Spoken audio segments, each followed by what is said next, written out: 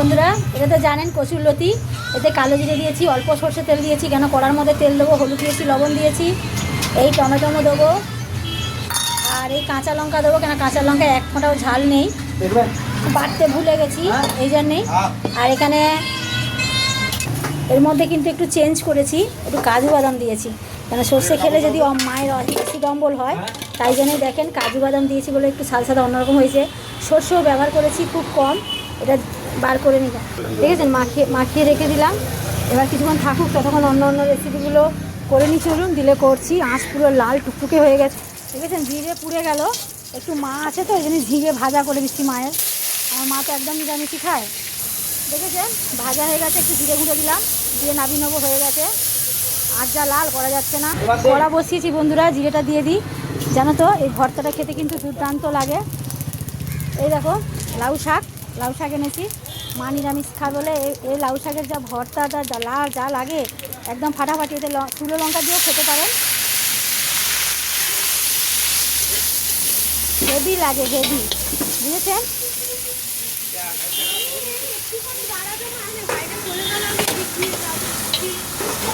আচ্ছা দেখেন, এবারে কাঁচা লঙ্কা আর সর্ষে, গুঁড়ো লঙ্কাও দিতে পারেন, মানে গুঁড়ো লঙ্কা না, সরি, শুকনো লঙ্কা গোটা। এই ভর্তাটা দিয়ে না এক থালা ভাত লাগবে খেতে, যা লাগবে খেতে, হেভি লাগবে, হেভি। সর্ষে তেল দিয়ে একদম জবরদস্ত ভর্তা।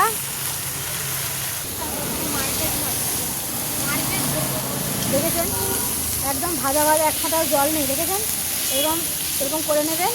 আর যা লাগবে না এক থালা ভাত। দেখেছেন আঁচ লাল বেশি হয়ে যাচ্ছে বলে আমি তেলটাকে দেখানোর জন্য গেলাম, এর মধ্যে কিছু দেবো না। এবার এই মাখানো কাজু বাদাম মাখানোটা আমি এটা ঢেলে দেবো।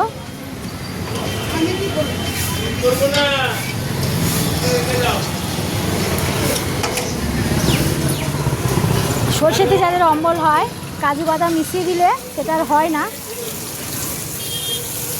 এটা অর্ধেক মজে গেল, অর্ধেক হবে, আমি দিয়ে নিয়ে দেখাচ্ছি।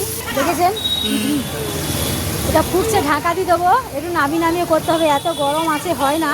চাপা দিয়ে দেবো ভাপেতে, এমনি অর্ধেক হয়ে গেছে, অর্ধেক হবে।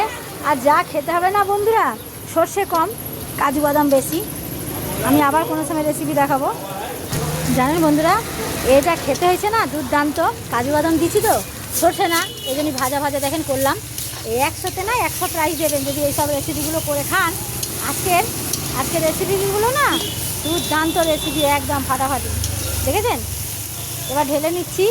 আর উনুনের রান্না মানে জানেন তো ফাটাফাটি, উনুনের রান্নাটার টেস্টেই আলাদা, একদম দুর্দান্ত টেস্ট।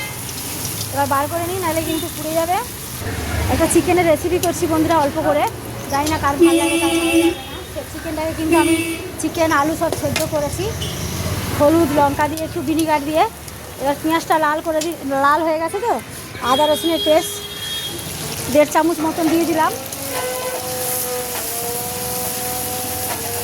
আর এখানে দেখুন কাঁচা লঙ্কা টমেটো কেটে নিয়েছি, এটা একটু ভেজে নিই। কালকের জন্য কচু শাক এনেছি, কালকে করব। আমার মা এসছে বলে একটু কচু শাক কচুলতি এগুলো ভালোবাসে, তাই জন্যই রান্না। তেলটা বেশি দিয়েছি, দেখেছেন। এবার টমেটো কাঁচা লঙ্কাটা দিয়ে দিলাম।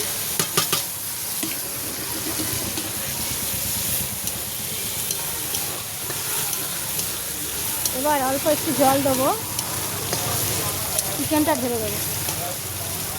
ভাজা হয়ে গেছে, গরম মশলা দিয়ে নামিয়ে নেবো। জাস্ট চিকেনটা মশলার মধ্যে গায়ে মাখা। আচ্ছা দেখেছেন চিকেন কিন্তু রান্না হয়ে গেছে। চিকেনটা লেবু দিয়ে যেহেতু সেদ্ধ করা হয়েছে, একটু অন্যরকম করবো বলে, তাই জানি এটা খেতেও কিন্তু দুর্দান্ত। আর এই যে টমেটো কুচি আর লঙ্কা কুচি, এটাও খেতে খুব ভালো লাগবে তেলের মধ্যে। আমার কিন্তু চিকেন রেডি হয়ে গেছে, বুঝেছেন।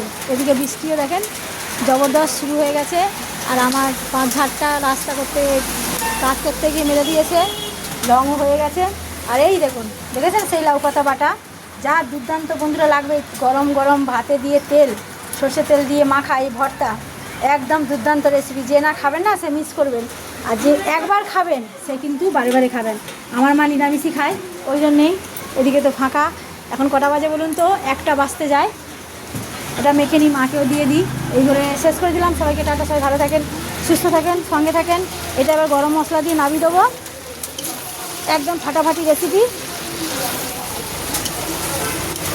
দেখেছেন যা সেন্ট বেরিয়েছে না, হেভি হেভি সেন্ট বেরিয়েছে। এর মাংসটা একটু হয়ে যায়, নরম তো খুলে যায়, কিন্তু খেতে দুর্দান্ত। সবাইকে টাটা।